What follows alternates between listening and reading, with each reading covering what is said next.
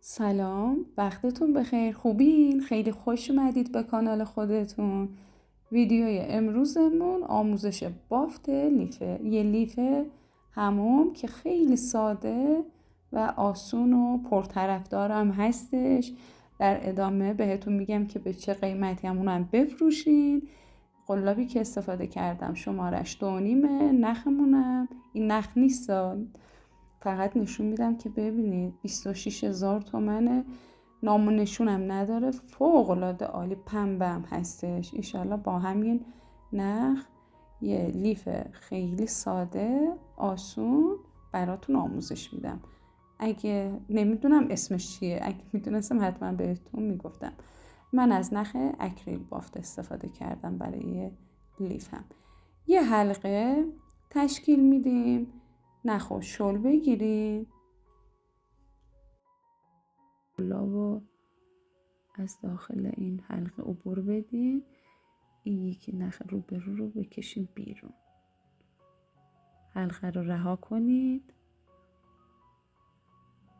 بعد اینجا رو سفت بگیرید. یه زنجیره،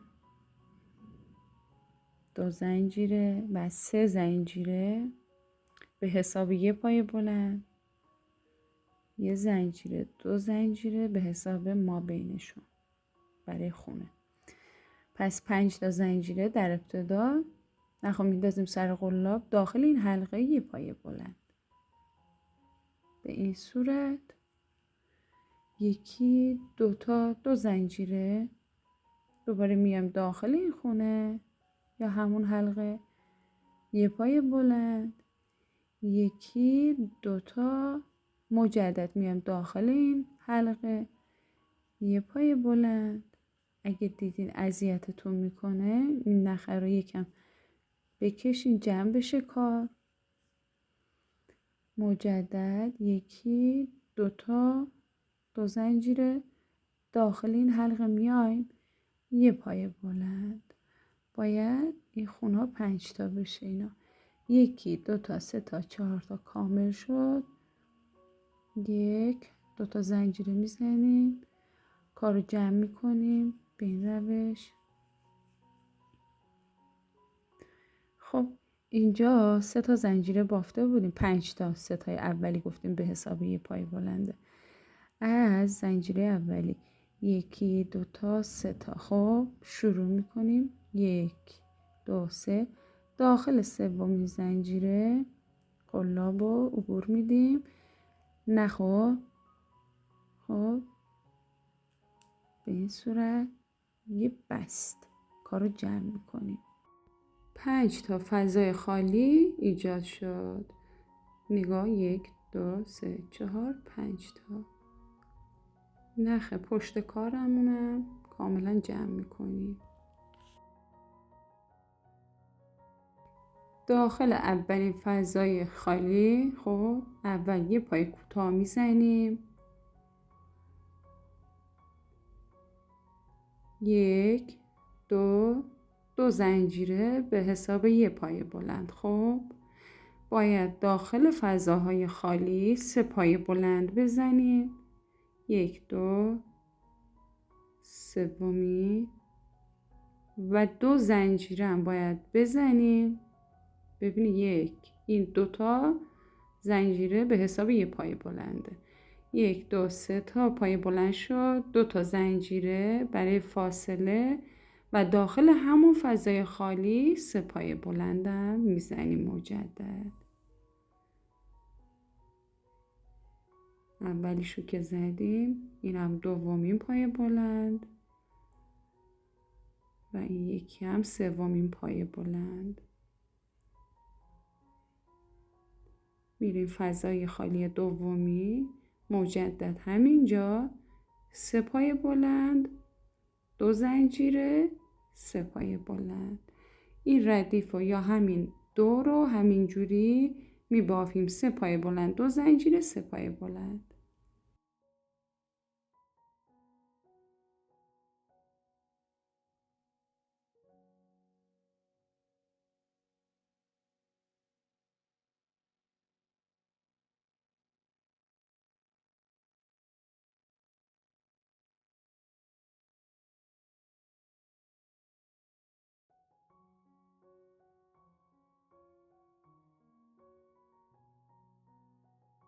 رسیدیم انتهای این ردیف. 2 زنجیری که زده بودیم 1 2 تا رو رها میکنیم. روی پای بلند دومی ما یه دونه پای بست میزنیم، یه زنجیره و اینجا کار رو تموم میکنیم. با این رنگ قیچی میکنم، رنگ رو تغییر میدم. میتونید با همین رنگ ادامه بدین یا مثل من تغییر رنگ بدین کاموا رو. پشت اضافاتم خب دیگه از لابلای دونه ها با یه سوزن یا حالا مثل من با یه قلاب نازکتر عبور بدین. نخو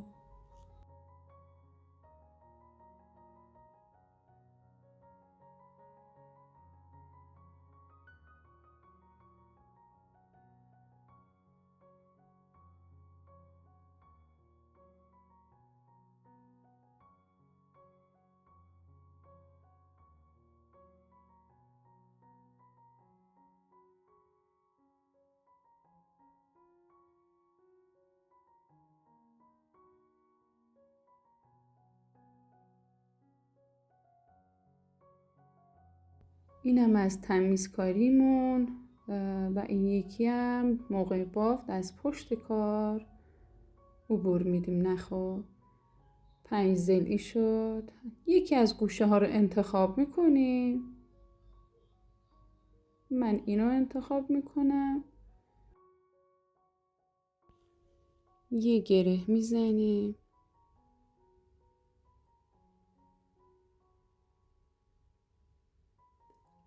و از داخل این گوشه فضای خالی عبور میدیم. 2 زنجیره 1 2 که یه پای بلند حساب میشه. این اضافه نخم پشت کار با خودمون میکشیم لابلای دونه ها. داخل همین فضای خالی 2 پای بلند دیگه هم میزنیم که یکی این 2 زنجیره یه پای بلند، این یکی 2 پای بلند، این هم 3 پای بلند، 2 زنجیره، باز همین فضای خالی 3 پای بلند.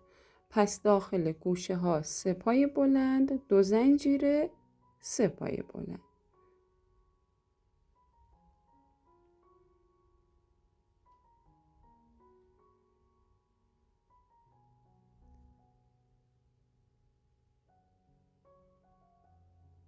بغلیش که اینجا میشه، اینجا یه پای بلند میزنیم،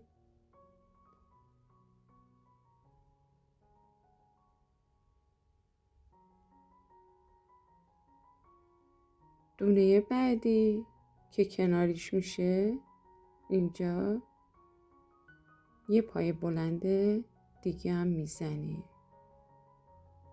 از روی پای بلند دومی نگاه اینجا یه پای بلند دیگه هم میزنیم. این پایین یه پای بلند هست، ما بینشون ببین 1 2 پای بلند رو رها میکنیم. نگاه کنید پایین رو نگاه کنید، یه دونه اینور یه دونه اینور. 2 خونه رو یا 2 دونه رو 1 2 رها میکنیم، میریم دونه بعدی. اینجا میشه یه پای بلند، دونه کناریش هم یه پای بلند دیگه. رسیدیم گوشه اینجا، داخل گوشه 3 پای بلند میزنیم با 2 زنجیره و 3 پای بلند. همینجوری تکرار میکنیم گوشه ها رو تا برسیم به ردیف بعدی. جایی هم دیدیم متوجه نمیشین سعی کنید هم خوب گوش بدین هم ویدیو رو مجدد تماشا کنید.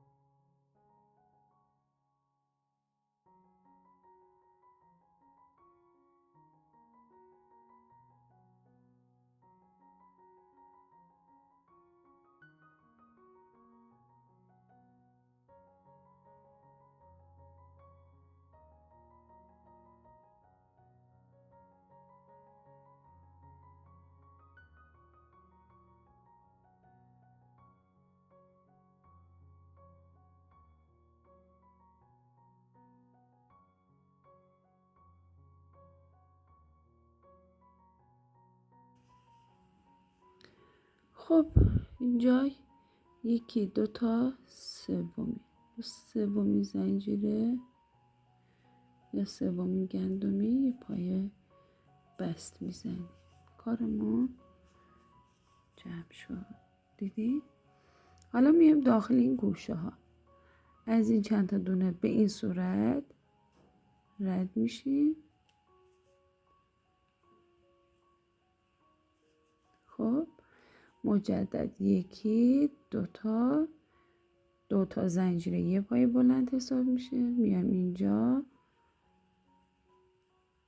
دومین پای بلند، سومین پای بلند، یک دو برای گوشه، دو زنجیر مجدد داخل همین خونه، یکی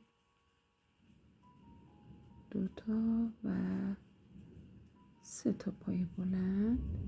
خب ببینید اینا گوشه هستن. ببین از اینجا رو دقت کنید چون تو رنج‌های بعدی خیلی به دردتون میخوره. این بغل از روی پای بلند اولی یه پای بلند، از روی پای بلند دومی دو پای بلند و روی پای بلند سومی سه پای بلند.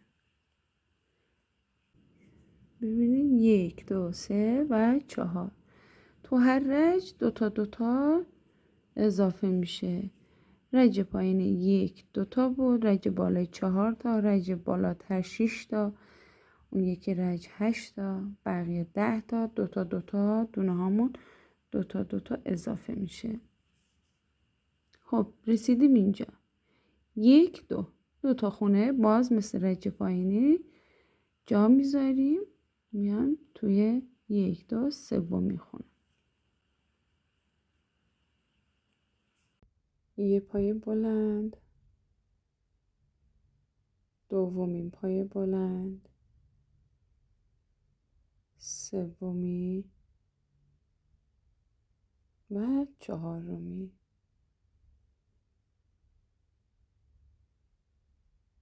داخل گوشه سه پای بلند، دو زنجیره و سه پای بلند.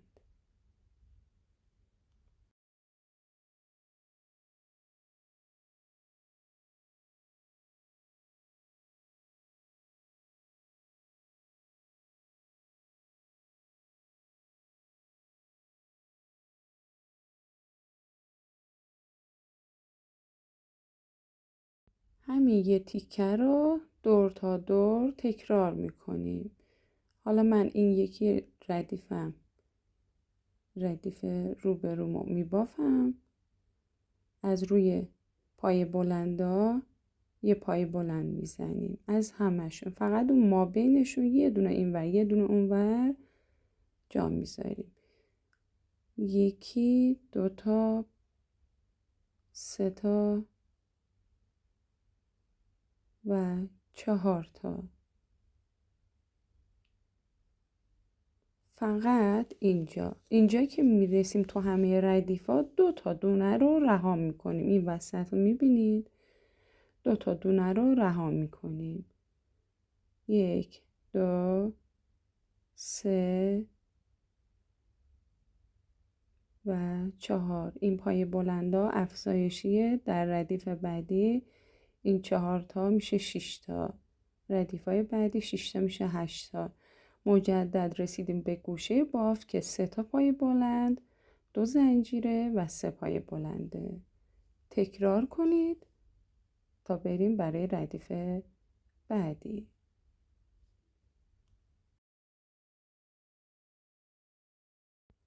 یه بست بزنیم کارمون رو تمام کنیم. این ردیف رو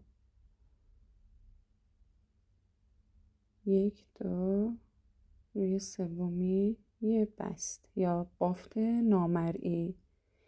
از این دو تا که مونده رد میشیم، دو تا دونه یکی اینجوری و دو تا اینجوری رد میشیم که به گوشه برسیم. داخل گوشه دو تا زنجیره یه پای بلند میشه و 2 پای بلند دیگه که میشه 3 پای بلند مثل ردیف های پایین 3 پایه بلند 2 زنجیره و 3 پایه بلند.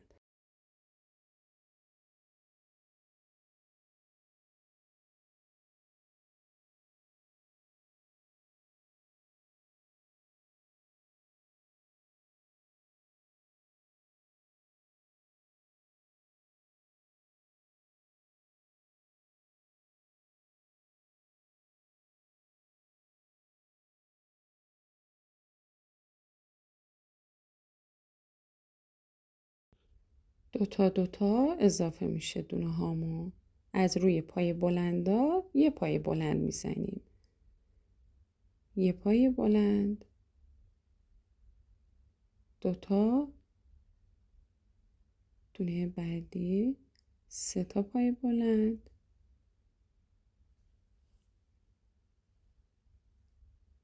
4 تا، ردیف پایینی 4 تا. الان این ردیف 5 تا و 6 تا. هر وقت که رسیدیم این وسط کار نگاه کنید، یه دونه این ور بافتمون، یه دونه هم اون ور بافت رها میکنیم. 2 تا دونه رو رها میکنیم، میریم دونه بعدی. اینجا پای بلند میزنیم. همینجوری تکرار کنید همه این ردیفا رو که دیدین چقدر راحت اضافه کردن، چه جوری میشه که دونه هامون زیاد میشه. دیدین چقدر راحت این آموزش، چقدر راحت میتونید ببافین. حالا یه مقدار من دستم تنده، نمیدونم اون آرامیشی که دوست دارم تو انگشتام باشه نیست، نمیبینم چرا. خیلی دوست دارم این اتفاق بیفته، ولی باورتون میشه من وقتی بافتنی میبافم خیلی آروم ترم. انشالله که این آرامش رو بتونم به شما انتقال بدم و از بافتن این آموزش کلی لذت ببرید. باز رسیدیم به این گوشه 3 تا پای بلند 2 زنجیره و 3 تا پای بلند. دوستان عزیز تکرار کنید. اگه جایی هم دیدید متوجه باز میگم نشدین، خدای نکرده، سعی کنید ویدیو رو مجدد تماشا کنید. یه چند دوره ببافیم برگردیم. خب دوستان عزیز من 7 ردیف بافتم. 1 2 3 4 5 6 7 18 تا دونه شد. این یه تیکه 18 تا این ور 18 تا این ور، منظورم 18 تا پای بلنده. خب تو هر ردیف رفت و برگشت باید 18 تا پای بلند باشه. میایم گوشه، داخل همین گوشه ما 1 2 تا زنجیره میزنیم، بعد همینجا یه پای بلند که میشه دومین پای بلندمون. اون 2 تا زنجیره یه پای بلند حساب میشه ها. این ردیف باید 18 تا پای بلند باشه. 1 2 بغلیش 3 تا، منظورم از بغلیش دونه بعدی 3 پای بلند، 4 پای بلند،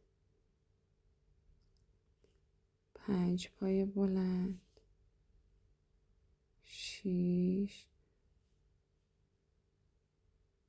7 8 9 10 11 12 13 14 15 16 17 و 18. یه دونه پای بلند. ببینید اگه تندم بود میدونم که این پای بلند همتون بلدید. 18 تا که شد، ببینیم ما بینشون 2 تا دونه مثل ردیفای پایین جا میذاریم، میریم برای دونه بعدی. دیدی اینجا شروع میکنیم مجدد. 1 2 باید 18 تا باشه. 3 4 5 6 7 8 9 10 11 12 13 14 15 16 گوشه رسیدیم، یا اینجا میزنیم یا میریم داخل، دوتا میزنیم. 16 17 تا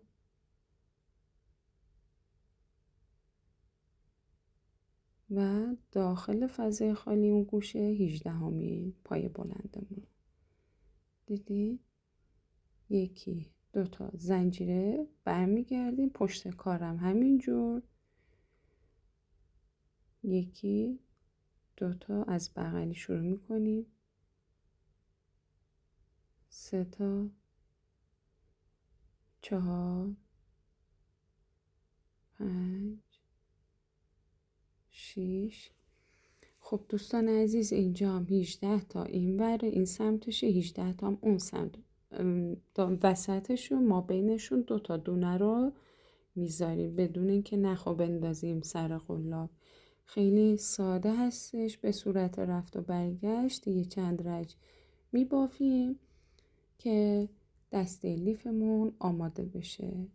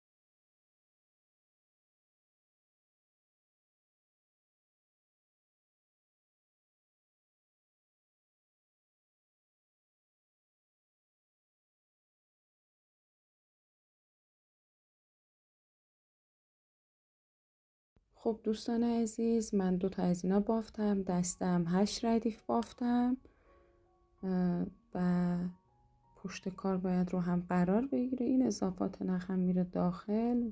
در ابتدا هم بهتون نشون دادم که چجوری مخفی کنید، مثل این. خب پشت کار رو روی هم قرار میدیم و برای اطرافش حاشیه خب دور تا دورش رو به این روش میبافیم. من لیف رو با قلاب شماره 2 بافتم، دسته رو با 2 میخوام ببافم، اون حاشیه رو. برای وصل کردن دیواره های دسته لیفمون پشت کار باید روبروی هم قرار بگیره. من قلاب رو از داخل لیفم به این صورت رد میکنم، از اون گوشه 3 تا زنجیره میزنم، 1 2 تا 3 تا. خب و یه پیکوت میزنم. پیکوت هم به این روشه که از دونه اولی یا همون زنجیره اولی نخمو به این صورت عبور میدم. یه پای بس یا یه پای نامری، بافت نامری بهش میگن. خب به این صورت بهش میگن بافت پیکوت. یه دونه برمیداریم از بغل، بافت پای کوتاه میزنیم، 1 فقط دیواره هاش اینجوریه. از کنارش از داخل همونجا یه پای کوتاه دیگه برمیداریم، این هم میشه 2 تا پای کوتاه، 1 2 3 تا زنجیره میزنیم. خب مجدد میایم از داخل دونه اولی اینجوری نخو عبور میدیم، یه پای بست، دوباره میریم دونه کناری روبرو باید باشه. یه پای کوتاه میریم کناریش، دونه بعدی یه پای کوتاه دیگه و 3 تا زنجیره. فقط دیوارها اینجوریه. 3 تا داخل دونه اولی یه پیکوت میزنیم به این روش. دوستان عزیز، برای دیوارها دقت کنید، دیدین یه مقدار نسبت به اون اطراف خود لیف دونه ها فضاش بازتره. سعی کنید که تو اون دونه هایی که فضاش بازتره 2 تا پای کوتاه بزنید، خب که اونجوری سوراخ فضای خالی باقی نمونه. توی دیوارها ما فقط یه دونه پای کوتاه ما بینشون میذاریم. ببینید تا پایین دیواره من بافتم، نه دونه اضافه میشه نه چیزی. این پایین گوشم رسیدم، ببینید توی این گوشم نه زنجیره نه چیز اضافی، اصلا هیچی. تمام دونه هایی که از جلو و روبرو اینا هستش روبروی هم باید قرار بگیرن. 2 تا پای بلند میزنیم. ببین یه پای بلند، نه ببخشید یه پای کوتاه، دونه بعدی دومین پای کوتاه، دونه بعدی سومین پای کوتاه و میشه یه پیکوت. 1 2 3 زنجیره و از داخل دونه اولی بافت رو جمع میکنیم.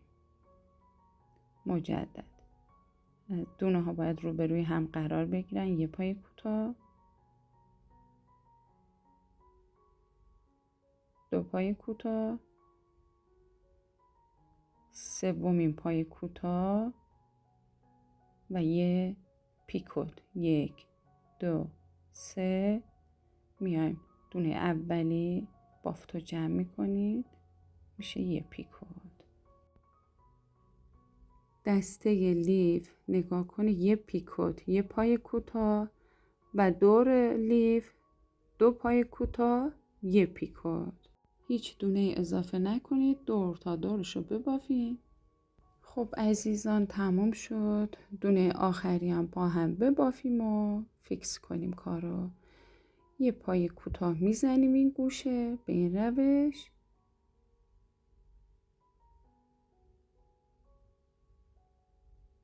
و برای دسته که مثلا نگه دارنده باشه، حالا چی ما ایرانی ها دیگه خودتون میدونید با یه چیزی باشه اون گوشه که آویزون کنیم. خب یه 10-15 تا زنجیره میزنیم. میتونید این کارم نکنید، همونجا که فیکس کردین رو تموم کنید. 10-15 تا زنجیره بزنید و به هم وصل کنید از اون پایین، از اونجایی که پای کوتاه ها وصل کردیم. دیگه همین بود ویدیوی امروزمون. ایشالا که دوست داشته باشین، راضی بوده باشین از آموزشمون. اون یکی که هستش از وسط من حاشیه رفتم، اونم در ویدیو بعدی، چون یکم زمان بره گفتم حالا اینو ببافین دیگه، اونم یه پارت دیگه بمونه، یه قسمت بعدی باشه که بتونید خیلی راحت یاد بگیرین. خب امیدوارم که دوست داشته باشین عزیزان. این اضافات نخم از پشت کار به این صورت، من همیشه اکثرا توی ویدیوها نحوه تمیزکاری رو بهتون نشون میدم. از لابلای دونه ها اینجوری رد کنید و قیچی. اگه این آموزش رو دوست داشتی خوشحال میشم ویدیو رو لایک کنی. نظری، انتقادی، پیشنهادی داشتی توی بخش نظرات برام بنویسی که از خوندنش حسابی خوشحال میشم. دوست داشتی میتونی توی کانال بلم عضو بشی، لینکشو قرار میدم توی کپشن ویدیو. اونجا میتونی از جدیدترین ویدیوهای منم مطلع بشی.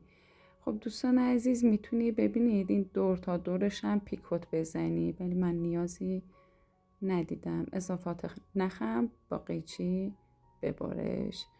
همین بود. عزیزانی که منو سالهاست میشناسن میدونم من جز کانال بافتنی یه کانال دیگم دارم به اسم آشپزی رویا.